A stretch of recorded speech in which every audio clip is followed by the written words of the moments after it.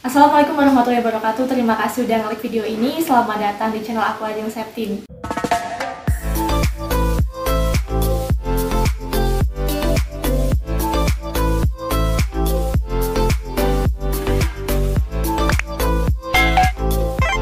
Baik, pada video kali ini aku mau bahas tentang istilah baru, baik itu penyelenggara maupun seleksi masuk perguruan tinggi negeri tahun 2023. Nah, memang ya untuk seleksi masuk perguruan tinggi negeri tahun 2023 ini terdapat banyak perubahan ya, baik itu penyelenggaranya maupun beberapa istilah-istilah nama seleksinya. Yang mana ini sangat penting dan wajib diketahui buat teman-teman khususnya yang sedang di kelas 12, baik itu SMA, SMK maupun MA. Karena apa? Karena kan rencananya mungkin ada beberapa dari teman-teman yang ingin melanjutkan ke perguruan tinggi negeri. Nah, kalau misalkan nggak tahu istilah-istilahnya, itu nanti bingung kan? Oleh karena itu wajib banget buat teman-teman mengetahui beberapa istilah-istilah dalam seleksi masuk perguruan tinggi tahun 2023. Gak apa-apa, nggak usah pusing diingat-ingat terus. Nanti kalau misalkan kalian sering mendengar istilah-istilah itu, nanti akan dengan sendirinya keinget gitu. Jadi nggak usah sepaneng ngapalin gitu ya. Oke, yang pertama yaitu ada camaba. Nah, camaba ini merupakan singkatan dari calon mahasiswa baru. Nanti ada lagi namanya maba. Maba ini mahasiswa baru. Nah, terus apa bedanya camaba sama maba? Kalau camaba itu kan masih ada calonnya ya, calon mahasiswa baru. Jadi belum jadi maba. Misalnya kalian tuh lagi daftar di suatu PTN, itu kan belum jadi mahasiswa baru, ya belum diterima di PTN tersebut, maka dikatakan sebagai camaba. Tapi nanti kalau misalnya kalian udah diterima di suatu PTN, itu namanya maba.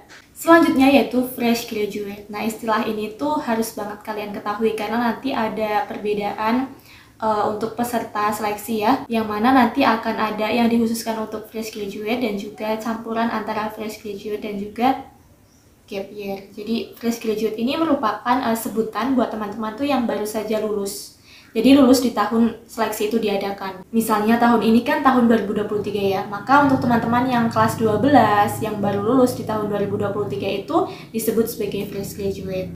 Next, gap year. Nah, gap year ini merupakan sebutan buat teman-teman yang memutuskan untuk mengambil jeda pendidikan formal, atau buat teman-teman yang memutuskan untuk tidak melanjutkan kuliah secara langsung di tahun lulus itu. Untuk waktunya itu biasanya berlangsung selama 1 atau 2 tahun. Jadi misalkan kalian itu lulusan tahun 2023. Nanti kalau misalkan kalian ikut seleksi di tahun 2024 dan juga tahun 2025, itulah kalian disebut sebagai gap year. Dan untuk gap year ini biasanya tuh ada batasan waktunya ya, yakni 2 tahun setelah lulus itu boleh mencoba seleksi masuk PTN. Next, yakni PTN dan juga PTS. Mungkin ada yang bingung ya, PTN, PTS itu sering dengar orang-orang ngomong PTN, PTS. Sebenarnya itu bedanya apa sih? PTN, Perguruan Tinggi Negeri. Sedangkan untuk PTS ini singkatan dari perguruan tinggi swasta. Nah, kalau PTS ini biasanya tuh merupakan suatu yayasan ya, dimiliki oleh suatu yayasan kayak misalkan Yayasan Muhammadiyah, Yayasan Pius, dan lain-lain. Adapun kampus-kampus yang masuk dalam PTN yakni misalnya ada UGM, UI, ITB, IPB, Undip, UB, dan lain sebagainya. Untuk yang PTS ini, seperti tadi yang udah aku sampaikan, bahwasannya PTS merupakan perguruan tinggi yang dinaungi oleh yayasan, kayak misalnya Universitas Muhammadiyah, Universitas Pelita Harapan, BINUS, Universitas Ahmad Dahlan, dan lain sebagainya. Yang selanjutnya yakni ada BP3. BP3 ini wajib banget kalian ketahui ya, jangan sampai lupa. Nah, BP3 ini merupakan singkatan dari Balai Pengelolaan Pengujian Pendidikan, yang ini juga digagas sebagai pengganti LTMPT selaku badan yang menyelenggarakan seleksi masuk perguruan tinggi negeri. Nah, kalian udah itu belum nge-follow IG-nya BP3 yang ini? Jangan lupa di-follow ya, yang resmi yang ini, karena tuh aku lihat ya banyak banget udah akun-akun yang menyerupai seperti itu, tapi yang aslinya yang ini, yang followersnya banyak tentunya ya. Next yaitu SNPMB. SNPMB ini merupakan singkatan dari Seleksi Nasional Penerimaan Mahasiswa Baru. Agak masih kaku ya. Kemudian SNPMB ini dibagi lagi menjadi beberapa seleksi, yakni SNBP dan juga SNBT. Gimana? Udah pusing belum? Jadi kalian kan mau kuliah di PTN ya. Nah, itu badan yang menyelenggarakan penerimaan mahasiswa baru itu namanya BP3. Sedangkan seleksinya itu namanya SNPMB. Nah, SNPMB ini terdiri dari beberapa seleksi, yakni yang pakai prestasi dan juga tes tertulis. Kalau yang pakai prestasi itu namanya SNBP, sedangkan yang pakai tes tertulis itu namanya SNBT. Oke, kita bahas pertama yang pakai prestasi. Nah, yang pakai prestasi ini tadi kan namanya SNBP. SNBP merupakan singkatan dari Seleksi Nasional Berdasarkan Prestasi. Istilahnya itu kalau dulunya SNMPTN. Sama-sama pakai nilai rapot, cuma bedanya tuh ada. Selain pakai prestasi, tadi juga ada yang pakai tes ya, yakni disebut SNBT. Seleksi Nasional Berdasarkan Tes. Kalau dulunya itu SBMPTN, yang pakai tes tertulis atau berbasis komputer itulah ya. Oke, buat teman-teman yang mungkin belum tahu apa sih SNBP dan juga SNBT itu, aku pernah bahas di videoku yang ini. Karena kalau misalkan aku bahas di video ini tuh nanti jadinya panjang banget videonya. Jadi mungkin buat teman-teman yang belum paham apa sih itu SNBP, kebijakan-kebijakan dalam SNBP, teman-teman bisa menyimak videoku yang ini juga. Selanjutnya yakni ada istilah saintek dan juga soshum. Kalian pernah dengar nggak sih saintek, soshum gitu? Bingung nggak? Bingung ya? Jujur ya, dulu aku waktu kelas 12 itu, kan aku ada kakak kelas itu ya, bilang, kamu tuh mau ambil saintek atau soshum gitu? Karena aku nggak tahu ya saintek soshum itu apa gitu.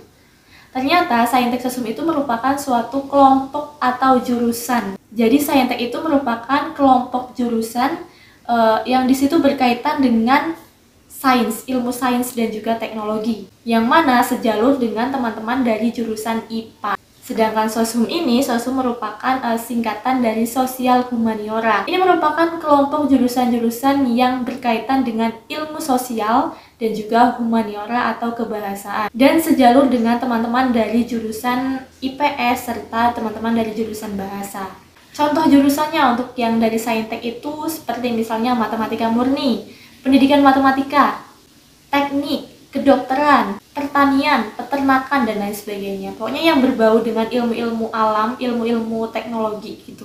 Kemudian yang soshum ini apa aja, yaitu ilmu komunikasi, manajemen, hukum, HI, sastra, kayak sastra Korea misalkan, sastra Indonesia, psikologi, itu masuk dalam kelompok soshum. Nanti kalian kalau misalkan mau kuliah atau ikut seleksi yang diselenggarakan oleh BP3, mungkin kalian nanti akan sering dengar istilah Kemendikbudristek.